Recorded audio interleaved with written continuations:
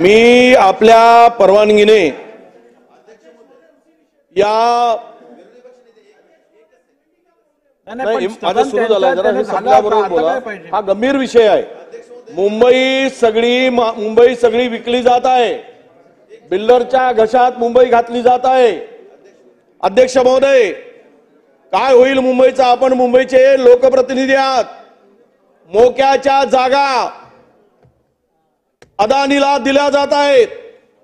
काल अध्यक्ष महोदय, आजचा नुकताच आलेला एक जीआर, त्यामुळे सभागृह सुरू असताना ही जी माहिती येते आहे याच्या संदर्भातला खुलासा सरकारनं करण्याची आवश्यकता आहे। आम्ही ज्यावेळेस म्हणतो भ्रष्टाचाराचे आरोप करतो त्यावेळेस आम्ही सती पतिव्रता असल्यासारख्या गोष्टी सरकार करते आणि स्वतःला क्लीन चिट म्हणून घेते, खोटं नॅरेटिव्ह सेट करते म्हणून सांगते। अध्यक्ष महोदय, दुग्ध विकास विभागाची जवळपास 8.5 हेक्टर जागा, अध्यक्ष महोदय, ही जागा अदानीच्या घशात घातली। अध्यक्ष महोदय, या जागेची किंमत 20,000 कोटी रुपये आहे। 25% केवळ त्याच्यामध्ये सवलतीच्या दरानं रेडी रेकनरच्या। कोण लागलाय? हा कोणाचा पोशिंदा आहे? हा कोणाला किती पैसे देतो आहे? तुम्हाला अध्यक्ष महोदय, आपण पाहतात, आपण वाचवा मुंबईला। सर्व मुंबई घशात घालताय। रोजपणे मुंबई लुटली जात आहे। कोण वाचवेल या मुंबईला? अध्यक्ष महोदय, या धारावी प्रकल्पामध्ये अध्यक्ष महोदय पूर्वी 550 एकर जागा दिली, त्यानंतर अध्यक्ष महोदय 1203 एकर जागा। यामध्ये अध्यक्ष महोदय दुसरा महत्वाचा विषय की मिठागराच्या जागेच्या संदर्भात 1 इंच सुद्धा जागा दिली नाही म्हटली। मिठागराची जागा 1 इंच जागा दिली नाही म्हटली अध्यक्ष महोदय। आणि भाजपच्या नेत्यांनी, ज्यांना कमी आणि स्पष्ट बोलता येत नाही असा नेता, जरा तोतळत बोलतो असा नेता, त्यांनी सांगितलं 1 इंचही नाही, पण या मिठागराची जागेचा आदेश काढला गेला आणि ती जागा घशात घातली गेली। अध्यक्ष महोदय, मला या सर्व सभागृहामध्ये आपण सर्व महाराष्ट्राच्या विकासासाठी, महाराष्ट्राच्या रक्षणासाठी, महाराष्ट्राच्या लोकांना न्याय देण्यासाठी आपण अध्यक्ष महोदय इथे उपस्थित आहोत।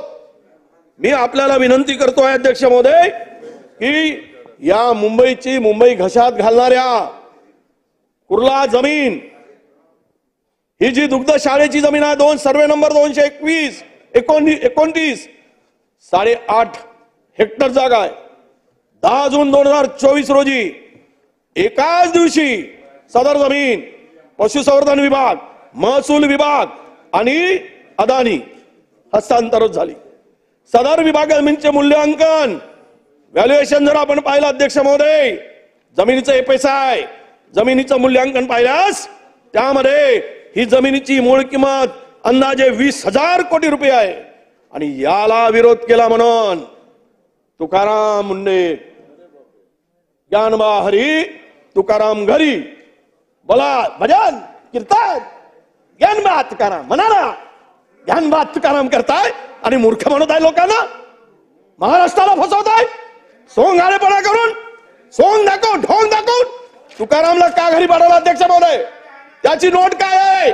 सभागृहापुढे आली पाहिजे ही नोट। अनावघड करा, दम असेल तर तुमच्यामध्ये ठेवा, सभागृहाच्या पुढे ठेवा, पटलावर दम असेल तर ठेवा।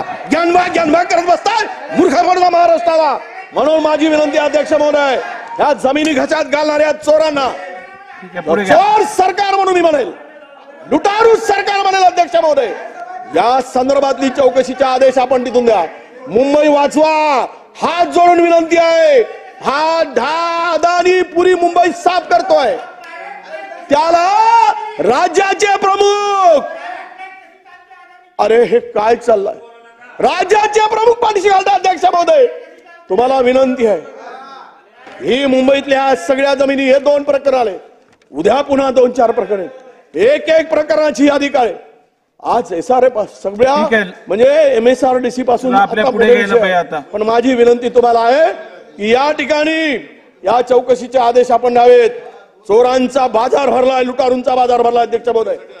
भ्रष्टाचार करून मुंबई साफ केली जात आहे, महानगरपालिका साफ केली जात आहे. अध्यक्ष महोदय, हे काय चाललंय या राज्यामध्ये? कुठे चाललंय मुंबईचा नावलौकिक? आणि अशा पद्धतीनं जर हे होत असेल तर अध्यक्ष महोदय, मला तुम्हाला हात जोडून विनंती आहे, तुम्ही रक्षण करावं अशी मागणी मी या निमित्तानं अध्यक्ष महोदय करतोय.